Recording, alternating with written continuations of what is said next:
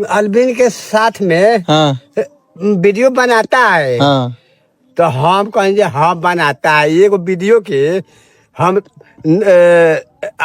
500 रुपया लेता है डेली। तो तब वो कहता है हम 300 देता बनाई तो 300 दे ले रहे। तो बनल हाँ आ तोरा के चीन लेलन सा तना नरकटिया बाजार के बाद कथी कहत लो सा तोरा के विषय में तो तोरो के चीन ले रहा सन मतलब कुछ कहत रहा कि तोर वीडियो देख ले। हाँ तो वीडियो में ना चेक कर लेते हैं। हाँ दे तो लोग देखा था वीडियो तो कथी कहब खुश बानु मन बानु खुश बड़ा खुश बा चल जा नरकटिया एक दिन पहुआ आ झुमक बाबा से कलंग पियल जाई आ वे रास्ता धोए ले आ चल दिया देखत लोग कहा भरे मेला में चल जाई नरकटिया। आई भाई लोग वीडियो देखा था लोग क्या कहब बड़ा खुश बा हैं खुश बा बोलबो एक दिन बुला के लेना बलबिन भैया के। हाँ बोल आम खिए खूब। हाँ कहता आ दारू पिए भाई मीठ चिकना दारू ताड़ियो बात चिकनो बात इज्जत बढ़ गेल कि ना बढ़ दे जरा चला जा।